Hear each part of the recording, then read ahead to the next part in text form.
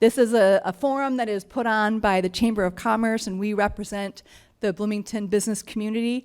And there are going to be other great forums that are being put on. I know that Rotary is hosting one in October, as well as coming up here in September, the League of Women Voters are doing a great job putting together a forum that will be in the evening that will be open to other questions. So with that, why don't we go ahead, and Robert, if you would like to introduce them. Thank you, Kim. Thank you, everyone, for being here this morning. Thank you to all the candidates. We really appreciate your attendance. I would like each candidate to introduce themselves. Let's start with Tim on the far end and work all the way down. Make an opening statement. Please remember you have a minute. Just state what office you're running for and talk about yourself for a minute. So let's go ahead and start. And remember, everybody, please be polite. Good morning, everyone. My name is Tim Bussey, and I'm very proud to be running for mayor of Bloomington. I've been on Bloomington City Council for the past 8 years, and in each of those 8 years, I have been a vocal and active and very visible supporter of the Bloomington Chamber of Commerce and the great work that gets done by the Chamber. I've been on the Chamber board for the past 8 years. I chaired the Chamber Annual Gala, which is the largest fundraiser for the Chamber, for 5 years. And each year that I've played in the Chamber Golf Tournament, I've somehow managed to finish dead last each year that I've played. I'm really proud to be part of an organization that not only does its mission of supporting and doing well by business in Bloomington, but is such an active and great participant in the greater community of Bloomington, and partners so well with the Bloomington city government on issues like transportation issues and on different programming like the State of the City address and a number of business matters, safety matters, and other things. Those partnerships make us all stronger, and when I'm mayor, we're going to continue to do that and look forward to being your mayor. So thanks much for being here on this rainy morning. Thanks much. All right, let's go next, Ryan. Hello, my name is Ryan Kulka. I am a lifelong resident of Bloomington, and I'm running for mayor. I graduated from Bloomington Jefferson High School and studied entrepreneurship at the University of St. Thomas. And for the last 10 years, I've been creating jobs and making investments in Bloomington as a small business owner here in the community. Right now, I feel that there's a big groundswell of people in the community that yearn for transparency and want city leaders and individuals who can listen and represent the voice of the citizens.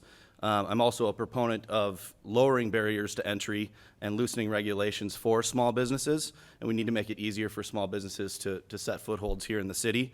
And I also want to increase the financial responsibility that occurs within our city budgeting, and that our community is set up well for the future is a high priority for me. I want to help make Bloomington attractive and welcoming for every small business, young family, and diverse members of different cultures. So for these reasons, I'd love to be your next mayor of Bloomington. All right, Jenna. Hi, everyone. My name is Jenna Carter, and I'm running for the Bloomington City Council at-large seat. I just want to start by thanking the Chamber. Thank you, Kim, Robert, Anna, for all of the work you did to put this together, and give us this opportunity. Thank you all for being here today. So I live in Bloomington with my husband, Mike, and our 2 kids. I grew up a military brat. I went to Iowa State for my undergraduate degree, and then I came up to the University of Minnesota and got my master's degree. So for over 10 years now, the majority of those working at Blue Cross over in Eagan, I have been working with communities and leaders across our state to really ensure that we have welcoming, vibrant, prosperous communities where everybody has the opportunity to prosper and thrive and live healthy and well. As a Bloomington resident, I serve on the board of directors for VEEP, one of our local nonprofits. I've been involved with some housing coalition work. I volunteer in our schools. And I just want to say that I'm really excited to be here today. My way of working is really in partnership, and the business community is a really key partner in our community to contributing to that healthy, vibrant Bloomington that we all want. So thank you all again for coming today. Thank you very much. Next on the list. Good morning. My name is Brian Clemens. Most people call me Clem. I grew up in Bloomington, over 44 years strong, on the east side, although apparently there's no East and West Bloomington anymore. I'll tell you, I grew up in the east side. I'm running for city council at large. I have a family that lives in Bloomington, and a wife and 2 kids. I've been a fireman for over 19 years here in the community. So community service is important to me. I'm also a small business owner within Bloomington. I own a number of rental properties for single-family homes. I do some development and building homes. I'm working on development projects with the city right now to renovate some downtrodden areas of our fine city. And small business has been part of my life my whole life. My father owned a small grocery store growing up that he brought me down to and taught me how to run so that I would know the difference between working for someone else and working for myself. So I respect all the things that it takes to run a small business and to build something from nothing, and I really want to see the city of Bloomington find ways to work harder with small business owners. Thank you. Go ahead. Thank you. I'm Councilmember Dwayne Lohman in the 1st District, and I'm happy to be here this morning to continue our conversation. While I was born and raised here in Bloomington, my wife was not. She's from a small town in Ellsworth, Wisconsin, and so it doesn't matter whether you were born here or whether or not you've made this your home. Certainly, one of the priorities and things that I would like to work forward towards is cultivating a community of choice. Really, in Bloomington, my entire experience of growing up here and going to Kennedy High School and being a part of their entrepreneurial program that they had there has been about a community that is welcoming to all, whether that be business or that be residents. And also, I've really enjoyed my partnership over the last 6 years on council, particularly working with sustainability in the chamber. A number of partners here, the Mall of America, have been very instrumental in that, and I look forward to continuing that work. And thank you, and I look forward to having this conversation. All right, go ahead. Good morning, everyone. My name is Al Nord. I'm running for City Council District 1. I'm a lifelong Bloomington resident, and I own a small business located here in Bloomington. I've been married to my wife, Dawn, for 23 years.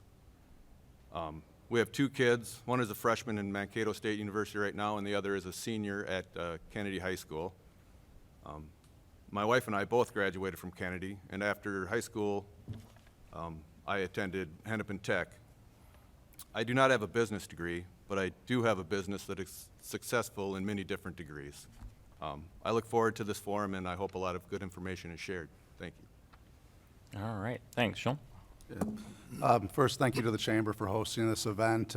Thank you to my fellow candidates for all being here to have these conversations, and thank you for attending this morning on a rainy day. Very much appreciate the opportunity to talk with you. My name is Sean Nelson. I'm the District 2 council member. Have served for 2 years, and it's been a real honor to serve the community. I've lived here for 20 years. My wife and I and our 2 daughters, my wife's Ann, my daughters Stacia and Emma, really have loved living here. It's a great community. We enjoy the parks. The schools have been excellent. All of the organizations that we've been able to be engaged in. It's just a great place to raise a family. I am a small business owner. I own 2 companies, an award-winning residential design, build, remodeling company, and a skylight and installation and repair company. I have a business degree from Valparaiso University and an MBA from the University of St. Thomas, and I've been engaged for over 15 years in the business community as a leader. Currently serve on the Burnsville Chamber of Commerce. I am a member of the Bloomington Chamber of Commerce as well, so thank you again for coming. All right, and last but not least, Susan. My name is Susan Woodruff, and I'm running for District 2, and I thank you all for showing up this morning. I've lived in Bloomington all my life. Both my parents were business owners here. My mother owned the Bloomington roller rink at 9412 Lindale, which is where AutoZone is now. And my dad owned Millhouse Steel Products. That was actually right where we are sitting right now. I love this city, and Bloomington is a big city with a small town feel. I want to maintain that nature of this community. I have a keen interest in supporting you, the owners and operators of small and large businesses in this community. I respect you for the work you do and the taxes that you pay. You maintain our vibrancy. I would look forward to working with you as a city council representative. All right, Kim had Thank something. you. Thank you. I just want to mention thank you all for not sweating profusely during these opening statements because it feels like you are under interrogation with these lights. We apologize if the optics are a little strange. We've tried to adjust them and we just can't. So thank you for just going with it. Y'all look great, by the way. So Almost see you all. yeah. All right. Robert's going to kick us off with some questions. And don't forget, you're all on TV, so if that helps you sweat any less, then I doubt it. I thought I'd just remind you. So, but Good one. For local cable. So, all right. So let's start with a question, and we'll start with Susan and work our way back. So, what are the development priorities that you see for Bloomington in the next 5 years? Well, we certainly need to look at housing and what we're going to do to help our seniors who either A, want to stay in their homes, or B, want to get into a, affordable or apartment living, so to speak. I would be very interested in supporting single-family homes with owners who want to have roommates, so to speak, to allow them to stay in their homes and give other people a place to live. So I would like to we obviously have to do a lot of development. I would like to see it not in big chunks, but small chunks all over the city. All right, very nice. And just a reminder, you have a minute limit for responses. So, Did I go back? no, you're fine. I'm just reminding because I forgot to do it before. Okay, sure. Same question. Yeah, thank you. I'd like to talk a little bit about what we're able to accomplish in the last couple of years, particularly with the Opportunity Housing Ordinance, by bringing together those that are cost-burdened, looking for housing that they are struggling to afford, advocacy groups, community leaders, and importantly, the business community, developers and builders. We put together an ordinance that I truly believe will lead to more housing that families can afford, as well as market-rate housing. And so I'm very proud of that accomplishment, and it wouldn't have happened without being able to work with the business community to make sure the ordinance will actually work. We've also developed a plan for the Gateway District, which is kind of the heart of our city in East Bloomington there, for redevelopment of many of those commercial nodes, for Lindale, things of that nature. Was able to get a lot of that as a priority to really look at those commercial nodes within our community. And so those are some of the things that I have been working on that we'll continue to work on. All right, thank you. Al? I believe the city could really use a lot more senior housing. The population is aging quite a bit now, and they're going to need places to transition when they're unable to maintain their homes anymore. More affordable housing would be a high priority also.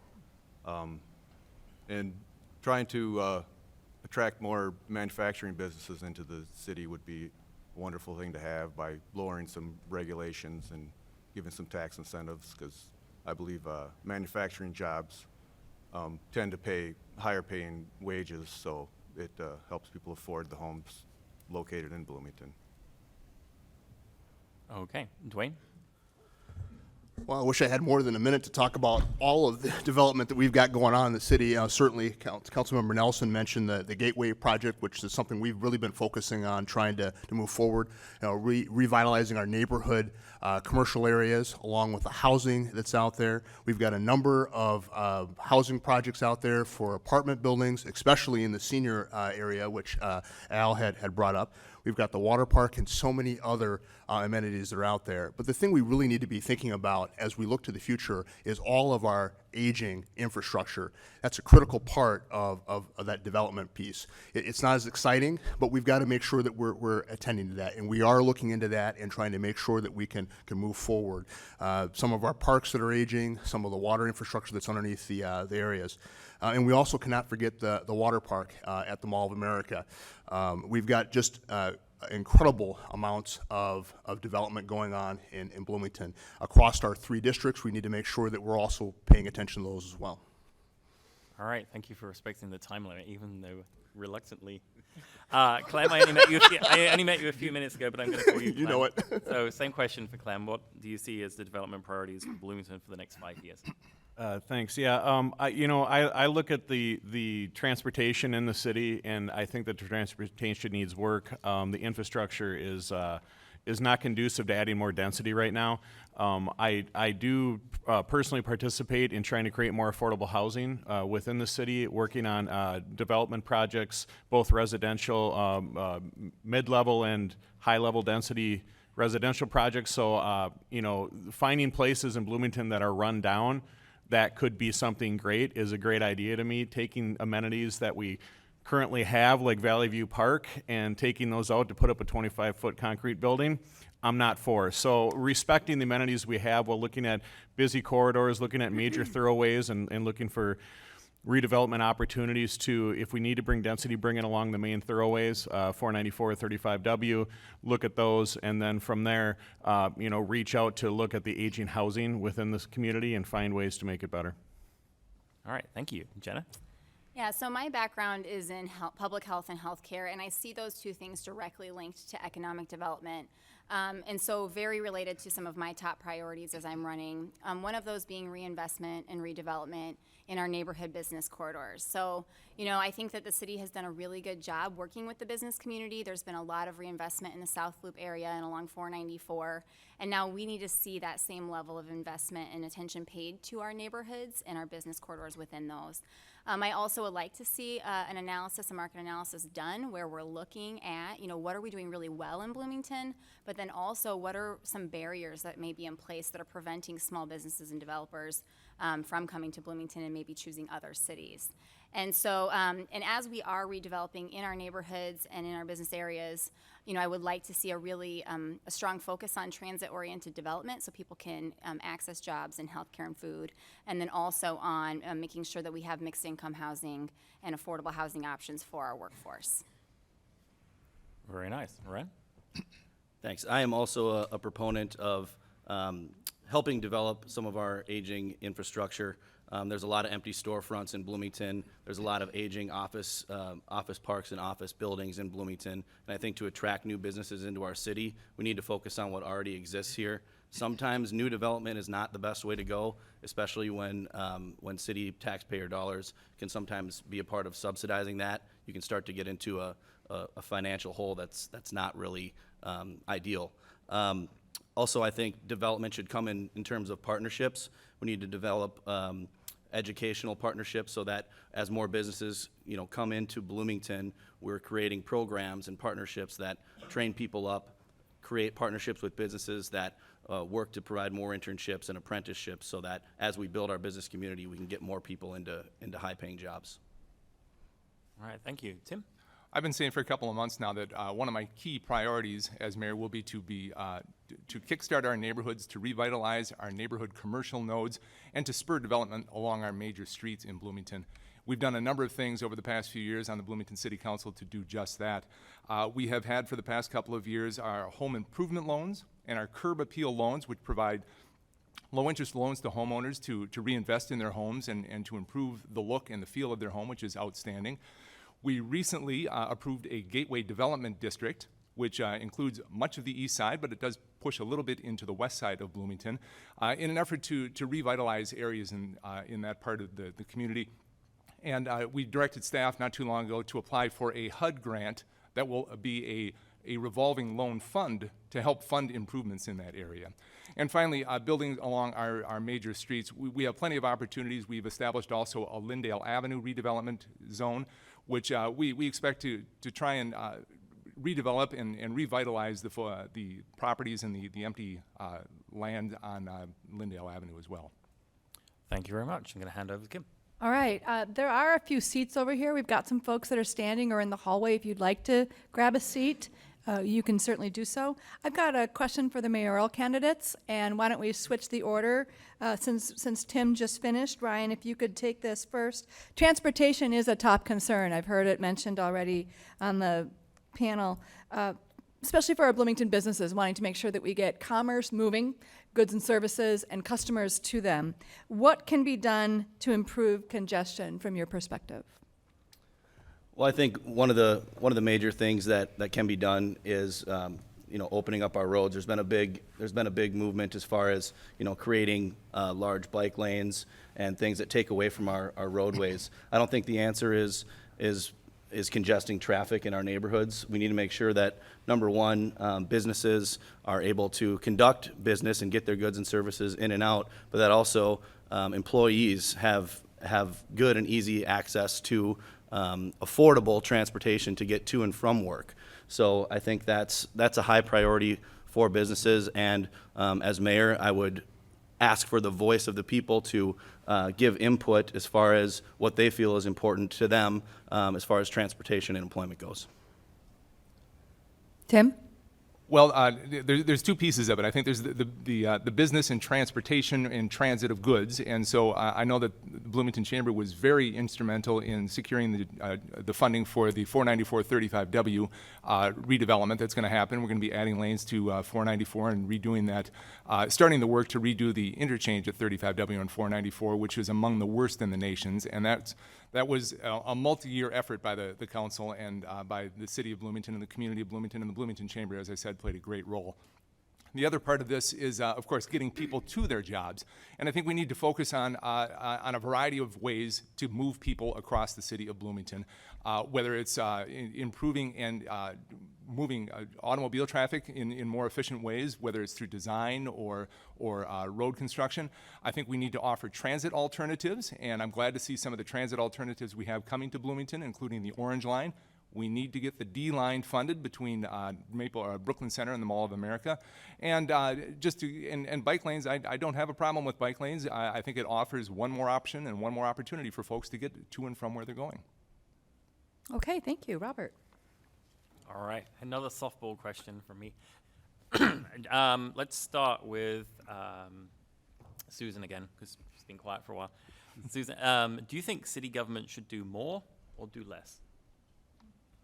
And this is for everyone. This is for everyone. I'm sorry, all across down the line. I think that sometimes our city government can be overbearing, especially for small business in this town.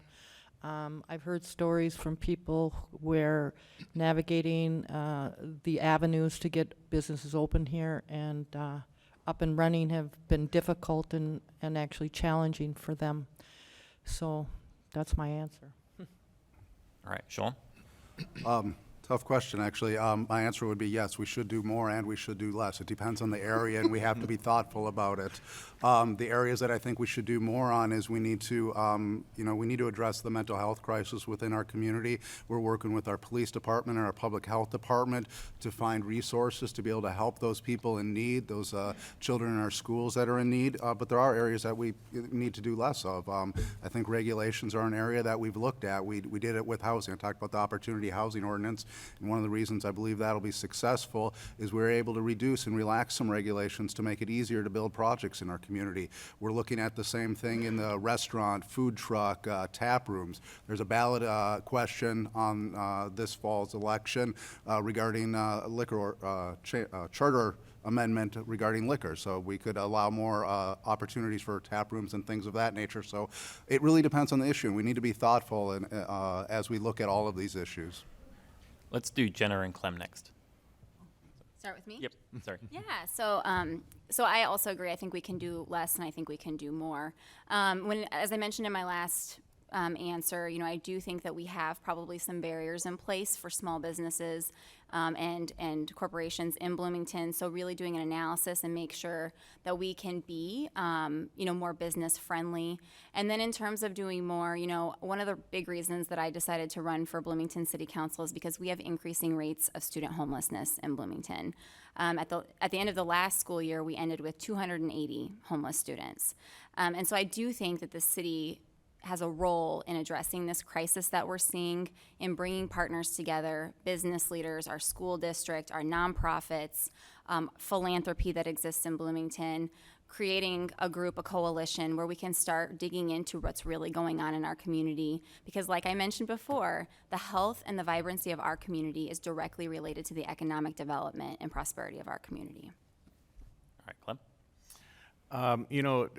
Growing up here, I know quite a few small business owners in town, medium-sized business owners in town, and large business owners in town, and all of them have struggled at times with the city in regards to taking on new properties as potential headquarters, as potential places to work.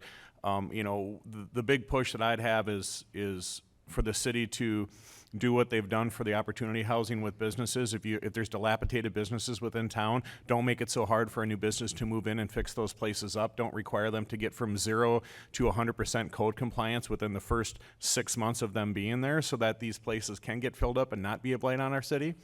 On the other side, I have to say that I think that that the city, with the Opportunity Housing Ordinance, I'm trying to take advantage of that right now to create 2 new developments within town, and the work that they've done has been awesome for developers in the residential space. It just needs to translate over to businesses as well. Oh, I'm sorry. Let's do Dwayne now. Thank you. So what I've learned from being a senior operational analyst is the paradigm of doing more with less. And that's really what we've had to learn how to do at the City of Bloomington. One of the things that we've got to do, and we have been doing, is we've been partnering not only with the private sector, but also with other government entities that are doing things, and we need to continue to look forward to trying to do that. One of the things that I saw in the recent Bloomington briefing was that that Bloomington's open to business. We've got a program that allows for those folks who are interested in being entrepreneurs in the city that they can learn how to do cash flow analysis, loan packaging, and microfinancing. We need to be able to partner with those folks that want to be able to maybe fill out our storefronts. So government cannot be the answer to everything. We've got to be able to work and move forward in a partnership manner. I would agree with Sean and Jenna saying that government should do less and more in some instances. They should stick to the stuff that they're good at, like taking care of the infrastructure, keeping our roads and streets well taken care of, funding the police and the fire, which is all stuff they do very well. But lessening regulations on businesses to expand and open up in this city would be a much better thing to do than to keep putting more and more regulations on businesses and holding them back. All right, and finally, let's do Tim and Ron. I love going last in these because you basically just say, yeah, what they all said. So I'd look at it in this way. Any services that a city provides is basically a reflection of the goals and the priorities and the capacity of the community that they belong in, that they are part of. And here in Bloomington, our city council, we have set 6 strategic priorities that we've been working toward over the past 5 years or so. And what the services the city provides reflects those priorities, whether it's sustainability or renewing community amenities or parks and trails or that type of thing. And so, yes, we should be doing more. Yes, we should be doing less. Actually, my council colleagues can tell you that my reputation on the council is I'm the stop doing guy. I think every good organization should have a stop doing list. What should we no longer do for whatever reason? And have been pushing that for the past 8 years. And it's been an interesting discussion because it makes you think a little bit more about the services provided and how it reflects and how it fulfills the needs, the wants, the strategic priorities of a community. I do agree that the city should continue doing things that help to serve the community and that make things easier for people. Bloomington does a really good job at offering social services and public health and things that make people's lives better. But I've just heard some horror stories in talking to small business owners as far as them not even recommending that other small business owners come in and open their doors in Bloomington. There's countless examples of people getting 75% of the way through opening a business just to be, hit with code and regulations from the city that add hundreds of thousands of dollars and are potential, and in some cases real, barriers to them actually opening their doors. So I think the city needs to continue doing the things that they're good at to serve the community and do less as far as making things hard for people and for small businesses. All right, thank you all. This is for everyone as well. Would you support $15 an hour minimum wage? Or if you have an alternative that you'd like to propose or you'd be interested in seeing an alternative proposed to that. Let's start with Al and Dwayne. I would not support the city getting involved in making an artificial minimum wage. I think wages should be driven by the market. And if a city is just going to put a minimum wage on its people, then it causes other businesses to move out of the city. If the state was going to do it, then I guess we'd have to go along with it, but I like wages to be market driven. Okay, Dwayne? Thank you. I think that in terms of minimum wage, it's interesting when you talk about $15. I remember about 20 years ago, I was making $15 an hour, working actually for the city at that point in time in other places. We've got to look at the reality of the situation that we're in. And as I've always said to this group, which I'm a member of, is that we got to have a conversation about this. We cannot, and I've even opened this up to folks at the Mall of America, and I open it up to you. We need to have a conversation about where we're going to go in terms of solving inequities that we have in our society. This is a great case of where, if we want to have residents that can be able to live in our community, we need to be able to be sure that they can afford to be able to pay for their housing. It's got to be affordable. They got to have that. And so I'm willing to look at that, and also willing to consider other alternatives. But we cannot simply turn away and not say anything. Folks have got to be able to work at the Mall of America. People have got to be able to afford to live in this community. All right, Sean and Susan, please. Thank you. At this point, I don't fully support a $15 minimum wage. One of the things we looked at a recent council meeting was the loss of naturally occurring affordable housing. And what we saw was that the increase in cost for housing has far outpaced the increase in wages within our community. And so I think that we have both sides to look at. We have that cost basis, which we're trying to address, transportation issues to get people to jobs and things like that. I think that's an area where particularly local government can play a very important role. But I do think, to be perfectly honest, that we're going to have a conversation as a community about $15 hour minimum wage, as well as other wage and benefits, and that conversation needs to include the business community.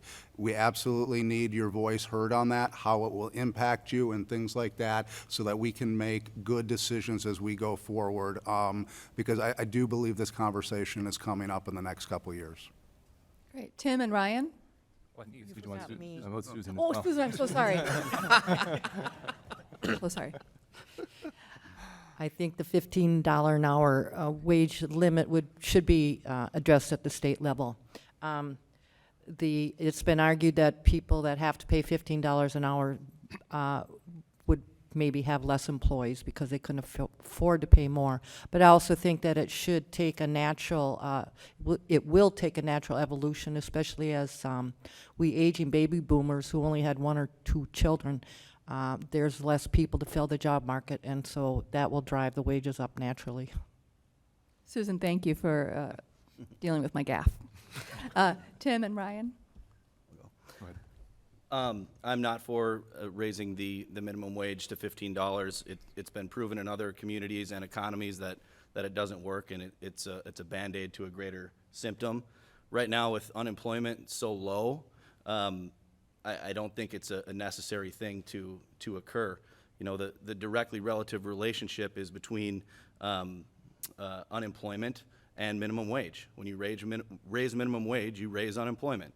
It's an economic fact. So I think in addition, we should train people up and give them the job skills necessary to make their maximum wage.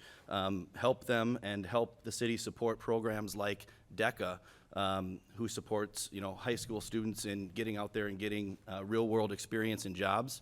Let's set up partnerships with local businesses so that those that aren't college bound and want to get trade skills can have apprenticeships at local businesses to get those skills, and so that they don't have to worry about making minimum wage, they can make their maximum wage. Thank you. Tim? So clearly there's momentum for progress on this issue. Governor Wallace has said he would sign a $15 minimum wage state bill. Minneapolis, St. Paul, the airport, they've all moved to $15 minimum wage. I think Target and Amazon are now paying $15 minimum wage, which puts pressure on businesses. Whatever governments do, that puts pressure on other businesses to be able to pay that same wage as well. I think it's an oversimplification just to simply ask yes or no on $15 minimum wage. As everyone has said, this has to be a Bloomington conversation. We can't simply plug and play whatever they've done in Minneapolis or St. Paul. Bloomington is a different economy. We have a different workforce. We have a different industry. We need to watch. We need to listen. We need to learn more. I know that the Federal Reserve and the University of Minnesota are both doing studies right now on this issue. I'd like to see that information before I move forward. But I think we're moving in this direction, and I think, as been said, I think this is a larger issue, and it encompasses a quality of life issue. It encompasses a livability issue, and it's a conversation that we need to have here in Bloomington among our residents, among our business owners, and as a community as a whole. Great. Jenna and Clem? I think I'm first this time. Since 1968, with inflation being factored in, the minimum wage in comparison to the cost of society has been going down. And that's coming from your national government's own studies. The other part about this is almost 50% of the people in minimum wage are black and brown, and over 75% are women. So when we're talking about the inequities within our society, it's not just about pay and being able to afford things, it's about who's getting paid what and why they're getting paid that. Part of it is education, I believe, in trying to help people get an education to move forward, absolutely. I don't think we can go to a $15 minimum wage overnight. If we do, it has to be staged. There's a lot of questions about it. It's not as easy as yes or no, but we do need to look at the inequities within our society and decide, just because I'm a white male that grew up in Bloomington, why should I get more than everyone else? Why should I have more opportunity than everyone else? And the impacts to the business community have to absolutely be taken into a factor of that, because, as again, my dad owned a small grocery store. If you paid everyone twice what they did growing up, he wouldn't have had a store anymore. Great, thank you. So, you know, in my perspective, when I think about the business community as it relates to the minimum wage conversation, I can only imagine how hard it would be if you're a company that owns businesses in multiple cities and just operationally trying to figure this out. So I do think that that momentum is going towards minimum wage, $15 minimum wage, but I would like it first to be addressed. I would like to see it addressed at the state level so that there is consistency across our metro area, which in my mind would make it easier for businesses. However, with that said, you know, if the $15 minimum wage conversation, you know, did come to Bloomington, which I anticipate it will, I would be supportive of having those conversations. You know, like was mentioned before, people are really struggling right now, increasing rates of student homelessness. We're seeing more people visiting food shelves. You know, people are hurting, and I don't think it's just about wages, but again, this goes back to my point of creating a community coalition here in Bloomington that includes our business leaders and all of our stakeholders, including residents, including those most impacted by low wages, figuring out what are the variety of strategies that we can deploy to make sure that people who are working here can live here, and who are living here can stay here. All right. You're up. Me? All right, this question is for the city council only, so let's start with Dwayne and Clem. What steps would you like to... Dwayne now. Oh, sorry, Dwayne and Al. Sorry, I'm looking at the wrong spot. Yeah. Yeah. 1-1, all right. You should have one, you're tied. Not that we're keeping count. Sorry. Well, what steps would you like to see the city council take to ensure a vibrant business community in Bloomington? Start with Dwayne. I think that we've already started that conversation. The mayoral candidate, Bussey, talked about it, our 6 strategic priorities that we've got out there. Each of those are what we need to be moving forward and having those conversations. And we have had those conversations almost every year with the chamber.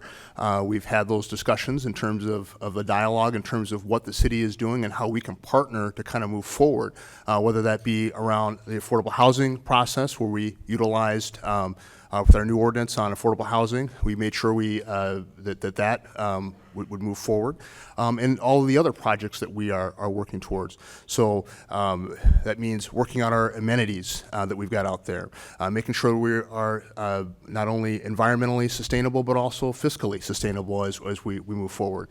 I could recite all 6 of those particular priorities, but that's really where we need to be in order for us to be a city of choice.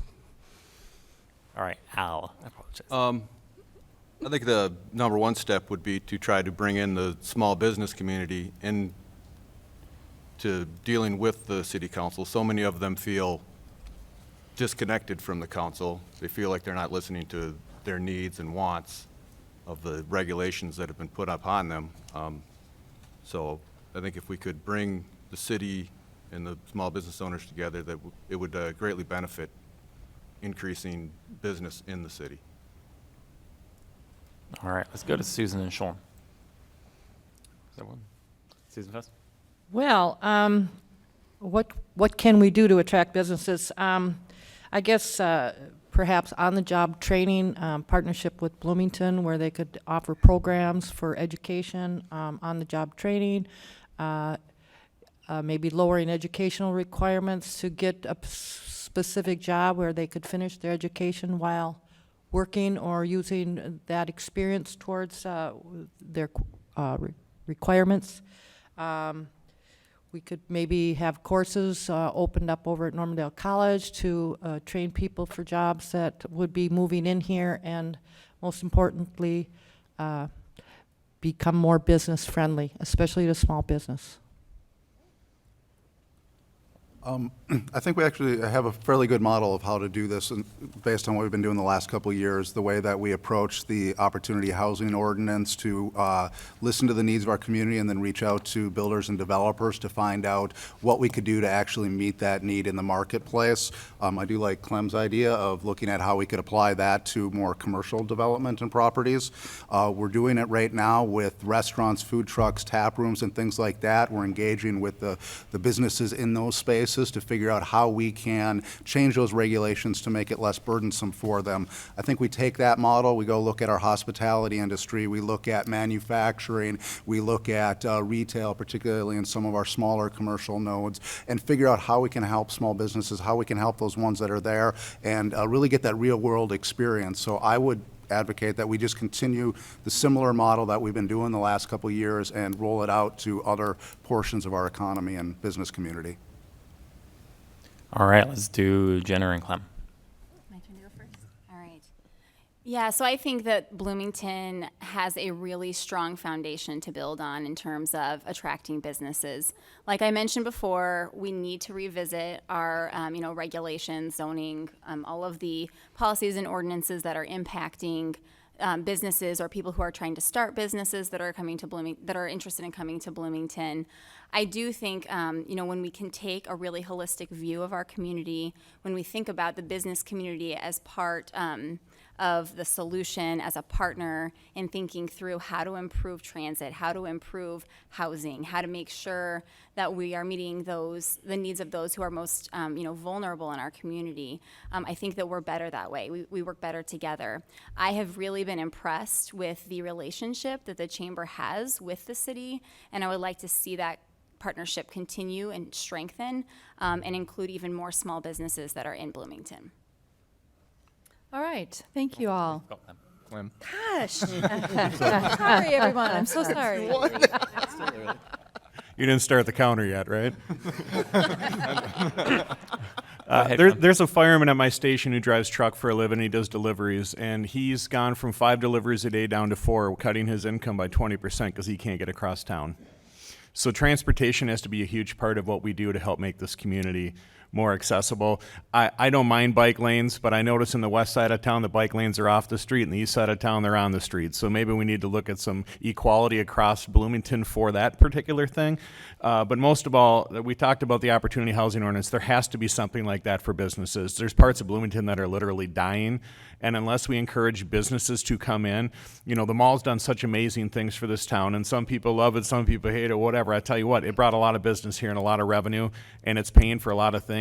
We also need small business and small business owners to be able to do the same thing, to build striving local shops that can help our neighborhoods build community and also keep those places from being empty and blighted. Thanks. Thank you all for very passionate views on the business community. We do appreciate that quite a bit. So this is for the mayoral candidates, Tim and Ryan, and I want to recognize that Police Chief Potts is here in our audience. He happens to be out in the hallway right now. Thank you so much for being here, Jeff. Thank you so much for being here and all that you do. This question is relating to, gentlemen, what are your principles for public safety in Bloomington? Who would you like to start? How, Okay, yeah, my Tim, go principles of public safety. I think, first of all, I think the Bloomington Police Department is an outstanding department. I think they do a fantastic job. They represent the community very well and serve the city of Bloomington and have for years. And that comes from the leadership of Chief Potts, but also the culture within the department. My principles are, I think, reflect what the department is currently underway with right now. It's community engagement. It's working with people and being part of the community and not being an overarching enforcement agency, but rather working with the community. I don't know if you've been to Coffee with a Cop or Taco with a Cop, or I went to White Castle with a Cop recently. A lot of good things, a lot of good community outreach and engagement, which then leads to people calling the police looking for assistance for a variety of different things. And because of that, because of those engagement strategies, because of the great work that they have done, crime has dropped each year in Bloomington for the past 5 years. And I think that's a testament to the work that they're doing, to the culture that's in the department, and the support that the city of Bloomington and the community of Bloomington gives to our police department. I'm in agreement. I think the public safety aspect of the city is very strong. I would agree with Tim that engagement between and bridging the gap between the community and law enforcement and fire and EMTs, everybody that keeps us safe and healthy, and first responders is crucial. I always think that gap can close and get smaller. I know a lot of people, and I'm friends with a lot of people who are on the police force and the fire department. And I think one thing that we can do to support them is just help them with infrastructure. I mean, our fire stations are falling apart. We need to support them structurally. We need to invest money in the blocking and tackling of our city, and that includes our facilities for public safety. So I think continuing to bridge the gap and then offering more support as far as facilities and equipment for them is essential. All right, thank you all so much. I'd like to take this moment to give a round of applause to Brent Pavia, who is doing a fine job, who is managing our time. Thank you so much. And this is Sean Broom. He is our Public Affairs Director with the Minneapolis Chamber of Commerce, and he's here to help us direct audience questions. So we're going to open it up. Who would like to start?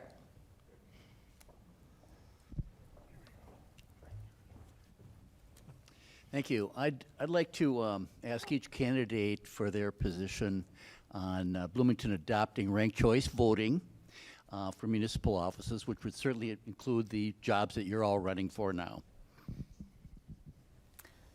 I will go ahead and start. I am a fan and a proponent of ranked choice voting. I personally am against ranked choice voting.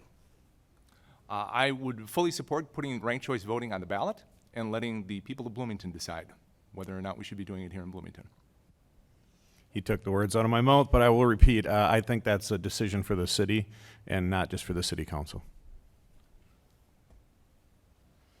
I guess we're going down the line here, so yeah, why not? You don't have to And answer if you don't want I to. think there's no reason to repeat that. I think that we've got to look at this and what the impacts are. I think there's pretty good information on both sides, and I'm open to putting it on the ballot. I would probably agree with that. I'm still on the fence with the ranked choice voting. I've watched tens of videos on YouTube explaining it. I understand it very well, but I still have my doubts about it, so. Yeah, I would also support a ballot question regarding ranked choice voting and allow the people of Bloomington to choose on that issue.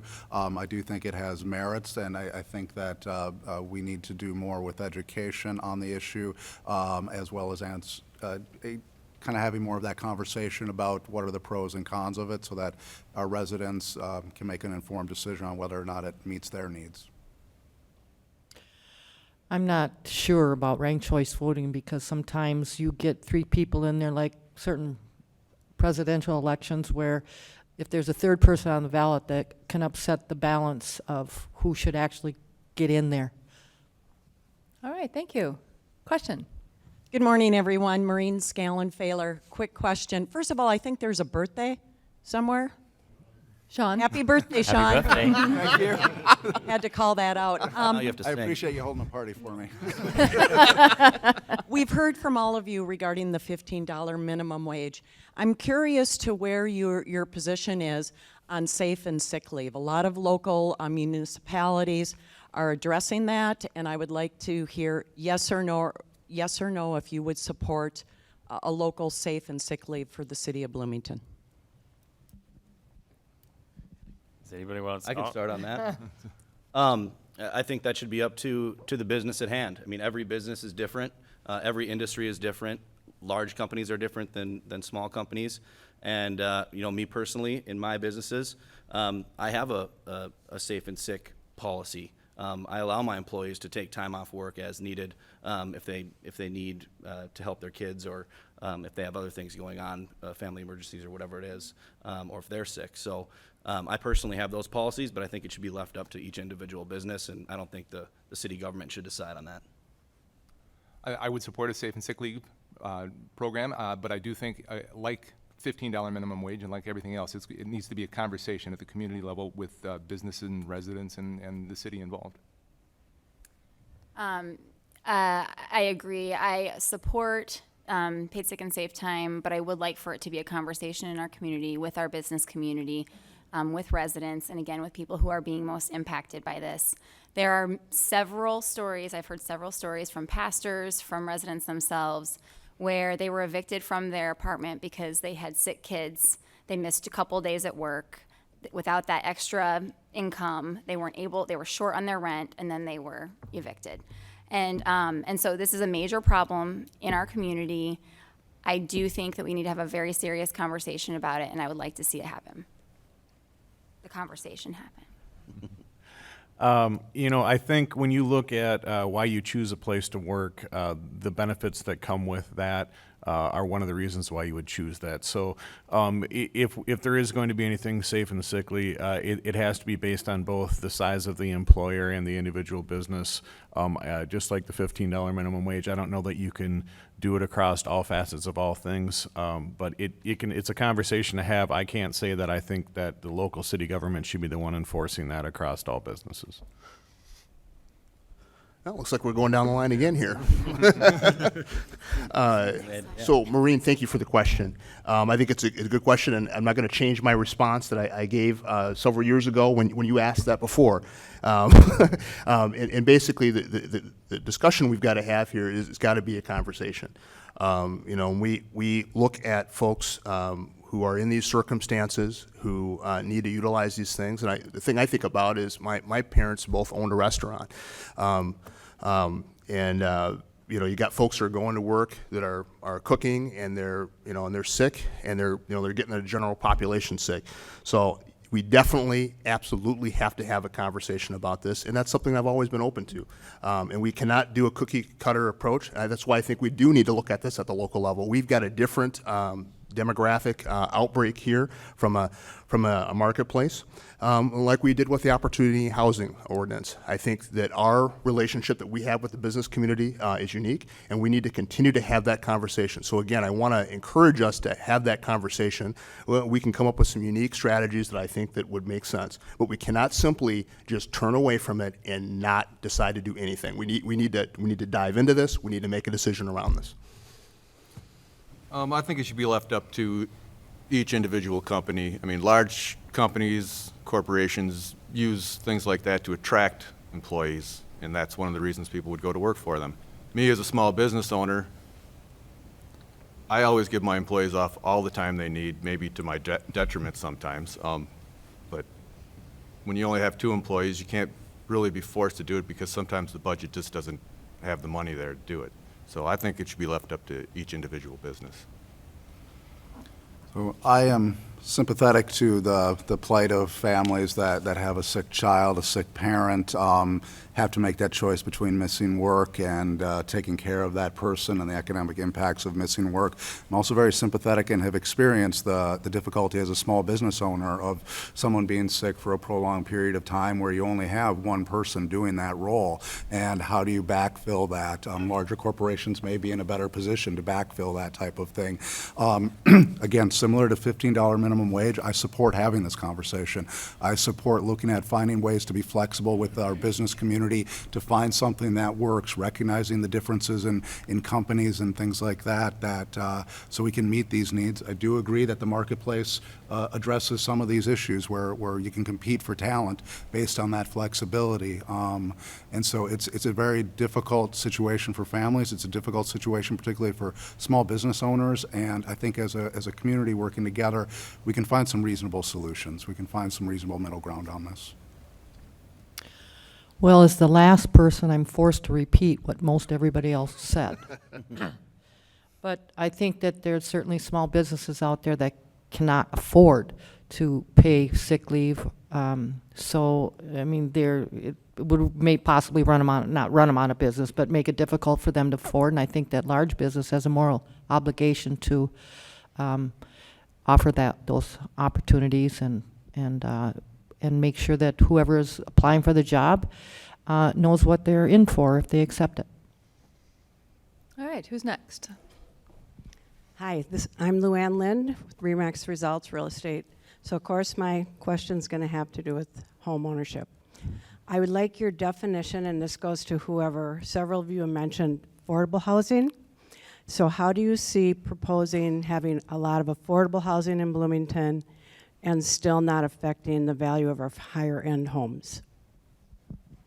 We want to start on that end, so Susan Yeah, isn't Susan, you left want out. to Only fair that Or Sean. Sean will be fine too. Well, I'm a big proponent of home values. I mean, most of us here are homeowners. We don't want to do anything to make our home values go down. I'm going to suggest once again that when we add more housing to the community, that we make it in very small pieces so that it doesn't affect our neighbors. I think to directly answer the question is we have to be thoughtful about where new housing is developed and built within the city.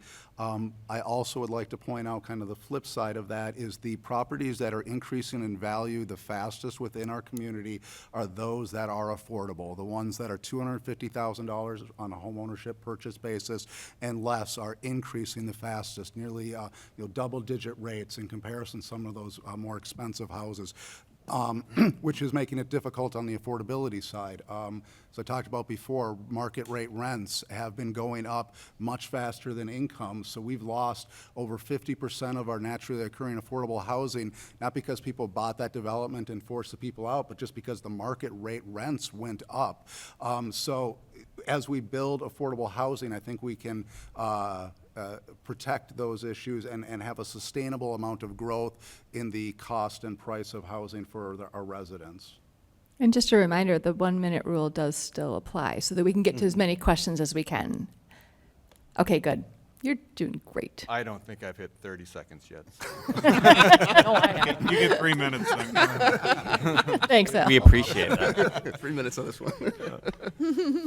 As far as affordable housing and affecting the home prices, it's a lot of times it comes down to not in my neighborhood. People don't want these high-density housing complexes put up in their neighborhoods, but we do need to disperse them throughout the community, or we just end up clumping them all in one little location, and that tends to raise crime rates. So just keeping them moved all over the city would be a nice thing. I guess this is not my expertise, so that's the best answer I got. Thank you. Well, thank you for the question. I used to work for Habitat for Humanity. It's a trick bag. I mean, it really is, because it runs counter to what we're trying to do from the city. I know our city manager talked about the idea. We're going to protect the value of your property. And you want to be able to have those property values increase. Now, on the other hand, we've got those folks who we need to be able to work in our community. So you want to make sure you're providing those, to be able to work at the mall, work in our hospitality industry, which, those two things themselves bring in over 17% of our income. So what we've got to do is we've got to continue to do some of the innovative things that we've done around protecting our NOAA properties, naturally occurring affordable housing. But we also, I believe, and I know Councilmember Nelson and I have talked about this, we've got to look around the idea of having an ownership model as well. So those property values continue to increase. And there's so much more that we could talk about this, and we could certainly talk offline, but we definitely have to make sure we're protecting value and making sure we're providing affordability. Current project I'm working on is considered to have some affordable units for single-family homes for ownership, and the maximum level price for that is $328,200.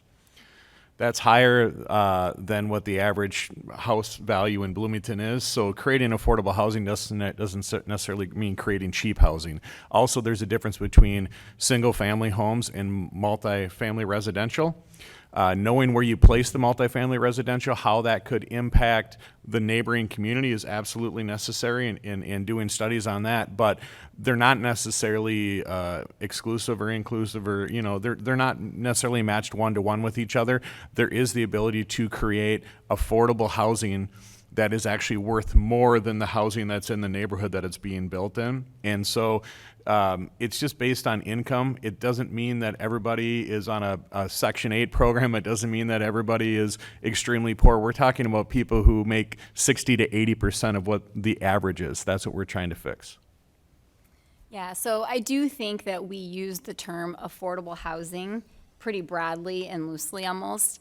And from my perspective, we have to make sure affordable housing means that we have housing options for people across the income spectrum. People should be able to afford their housing, I think, paying 30% of their income, right? But we have people who are spending 80% of their income on a two-bedroom apartment in Bloomington. So I think people hear affordable housing, and this is where I've heard concerns in the community, and they think about large low-income housing complexes. And that's not what we're talking about when we're talking about affordable housing in Bloomington. It really is meeting people where they're at. When you think about area median income, like my opponent here said, it's people who are at, 80%, 60%, 50% of area median income. It is workforce housing. I mean, we need the low-income housing too, but I think that there are some misconceptions out there around what affordable housing is and what it's going to look like in Bloomington. Again, thanks for the question. I've owned a home in Bloomington in the last decade, and I sold it a year and a half ago, and now I rent. So I've kind of been able to see both sides of this equation. I believe that the home values in Bloomington continue to go up, which is a sign of a good economy here and a good real estate market. And I don't think adding more affordable housing really has that large of an impact on home values, in my perspective. On the rental market, I think it's a different story. I think as we are constructing new affordable housing in high density, or even allocating affordable housing in new construction, the people that pay for that difference are the current tenants. I saw my rent go up 17% last year, which was very high. And so I think that we need to work with current landlords that have vacancies, and I know a lot of them, and incentivize them to offer affordable housing, and not just talk about building new and new development for affordable housing. Thanks for the question, Luann. I think Jenna had it right. I think there's a stigma when you think affordable housing, and I try and frame it, no, what we need is housing that people can afford. And as she said, across the income levels, a variety of different housing options for a variety of different folks. And I think we have a responsibility as a city to make sure that we disperse that housing across the city. There's a complete mischaracterization that all of our affordable housing, we're just dumping it over onto the east side. I've seen that a number of times in social media. Nothing could be further from the truth. We've got about a dozen residential, high-density residential apartment buildings being in the pipeline across the city. It's going to be, I think there are 1,400 or 1,700 total units, and 415 of those units will be affordable. That's across the city. We have city-sponsored things, HRA-sponsored projects underway right now at Penn and American and south of France and Old Shakopee. It's dispersed across the city, and the most exciting thing, we let the RFP just last week for development of city-owned parcels on Lyndale Avenue, just across from Toro, and looking for development possibilities that not only fit into the neighborhood, but act as a gateway to the city. So there are many ways to do this, but we have to look at dispersing it as reasonably and responsibly as possible. All right, next question. Good morning. And then the other side. First of all, I would like all the candidates to make sure you speak up, because I know there's a bunch of old people here that have hearing aids and have trouble hearing. My name is Jim Hyland. I'm a new resident of Bloomington, and I'm on the east side, and I travel Portland and Nicollet quite a bit in the last 2 months getting my house ready to move in. And the bike lanes, I would like to address the question maybe to the mayor candidates.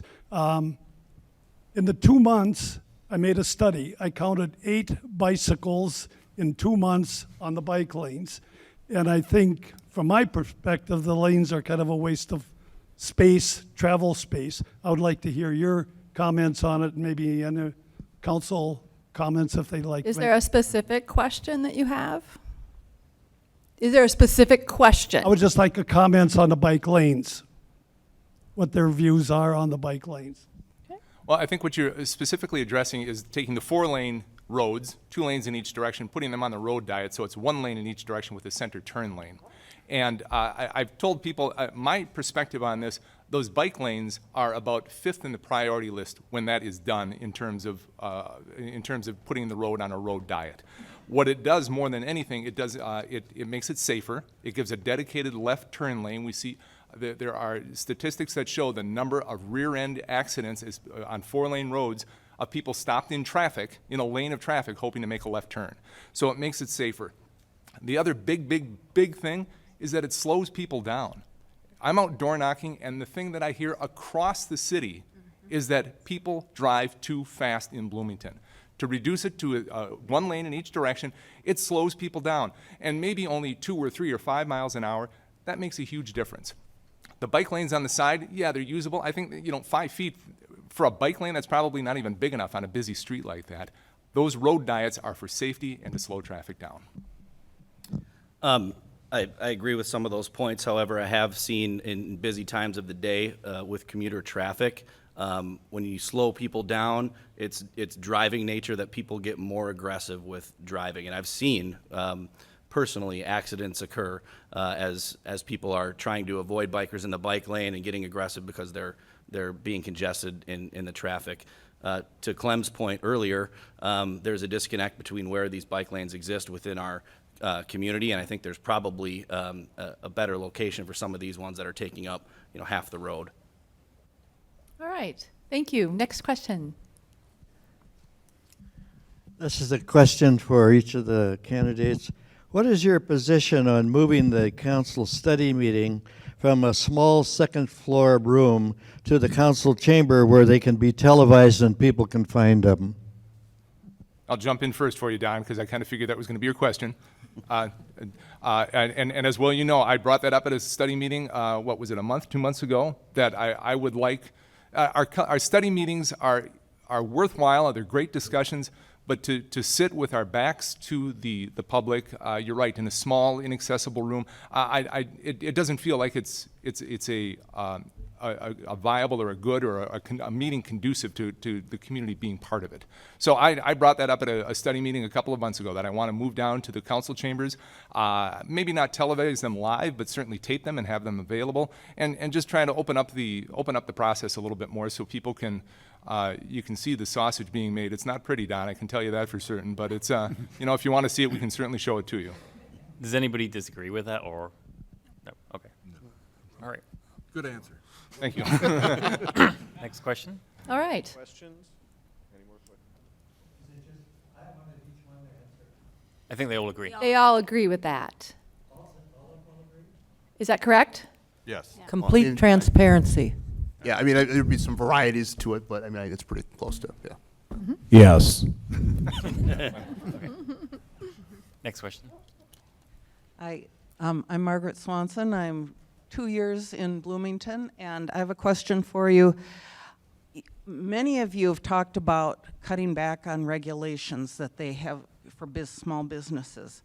But my concern is, how do you decide which regulations? If a dry cleaner wants to move in and wants to use the most polluting chemicals that run into 9 Mile Creek or into the river and says, well, we can't use other chemicals because it would be too expensive.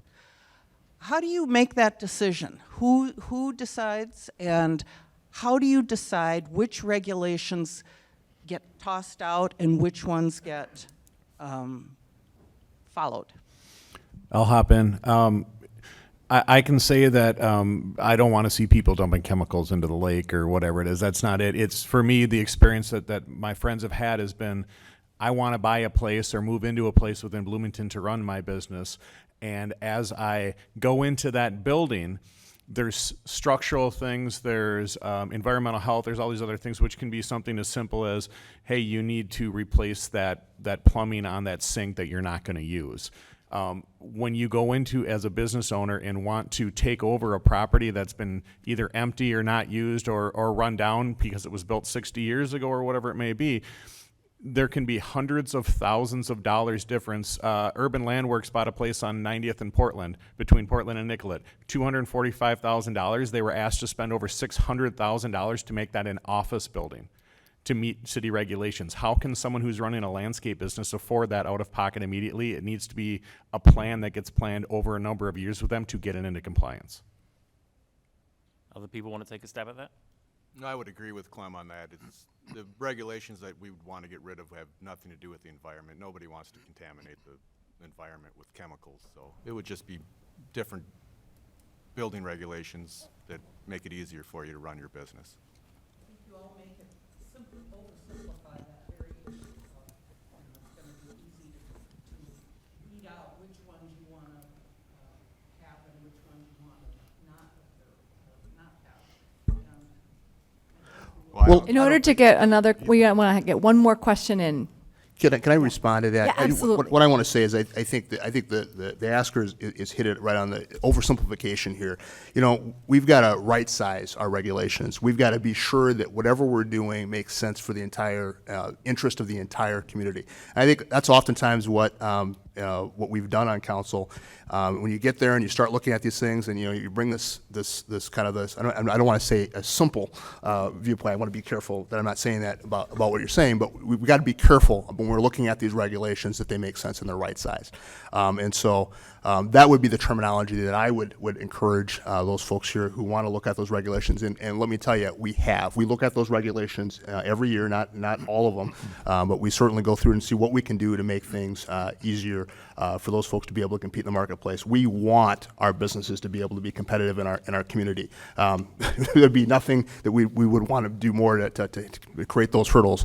And so we've got to make sure that we are creating the right environment and marketplace. And our folks do agree. 86% of folks in the first district think that our markets are open to that.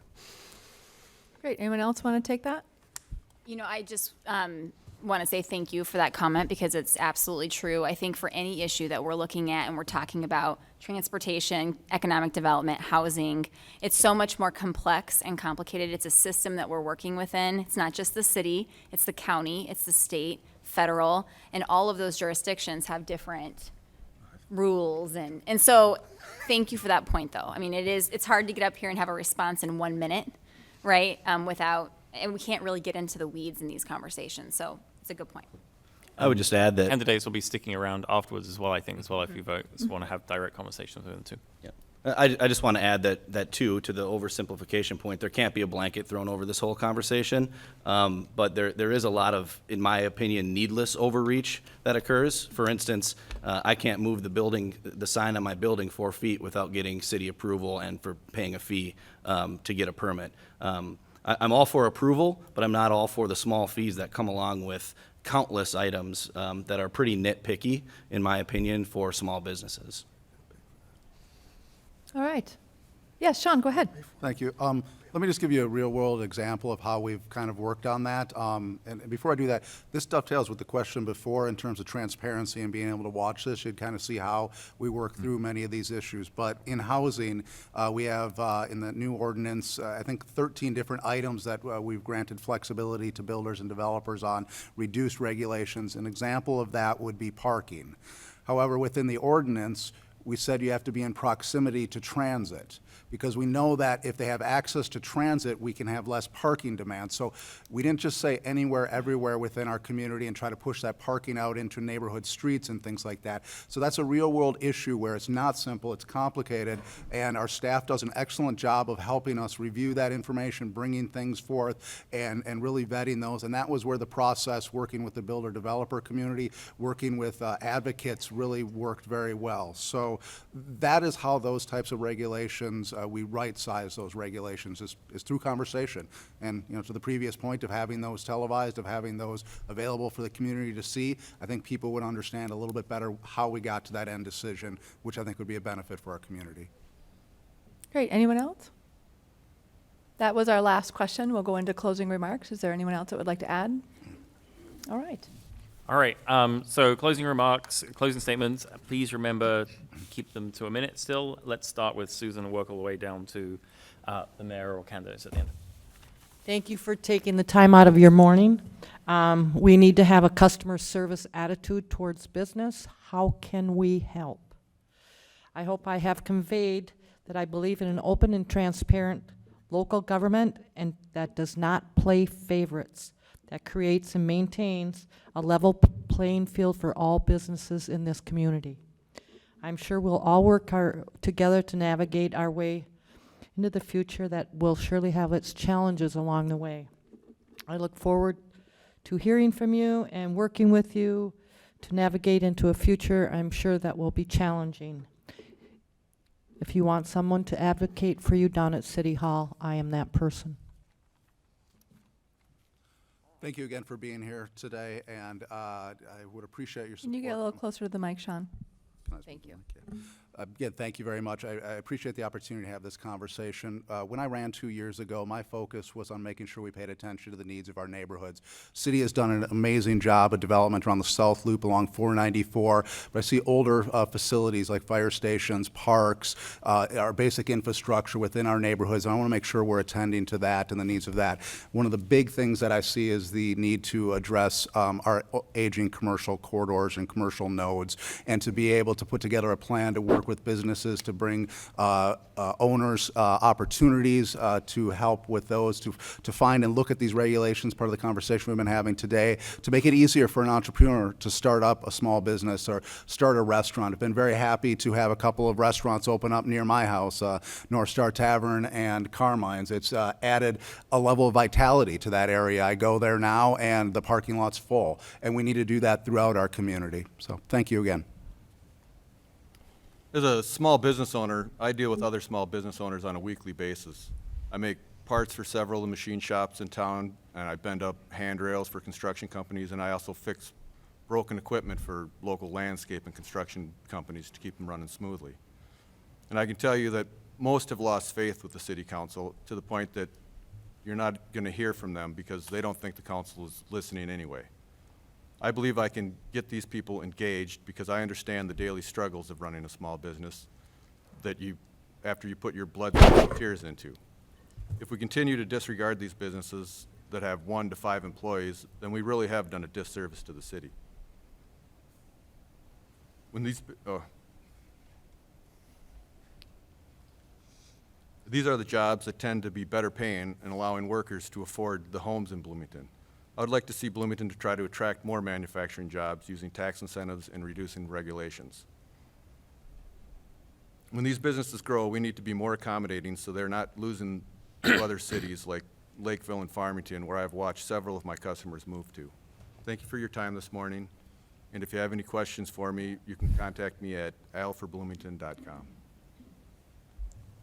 I want to thank the Chamber, and I want to thank all of those who have attended this morning to have this conversation that we've had. In Bloomington, we're trying to cultivate a community of choice, and that is a community that's welcome to all. That includes businesses as well as those folks who are struggling at the bottom of the economic ladder. I've had that opportunity to climb that ladder from a family perspective. Now, certainly, relatives in my family have been in the military. Those folks, my parents both owned a small business. And I've had conversations, too, with those folks that are out there that own small businesses within our community. And when we look at the surveys that are out there, they paint a different picture.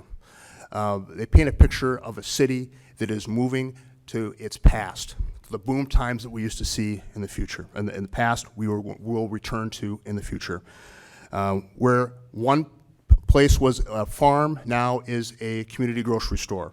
But we cannot take our eyes off the prize. We must look at those 6 strategic priorities that we've set forward, and we must move forward. And I truly believe that our best days are in front of us.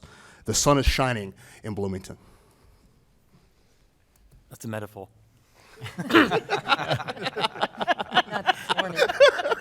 That was poetic. Thank you, Dwayne, for that. Thank you, everyone, for the conversation. And, I think as we look, there's questions about transparency, and the feedback that I've gotten from most of the community on even some of the existing projects is that the transparency with the leadership in this city has not been what they expected to be, and the engagement isn't there. I think that some of that is on the citizens to get involved, but I think a large part of it is on the council to make the information available as many different ways as possible. As we look at business within our community, whether it's small or the largest, it's good for us. It's good to have business here.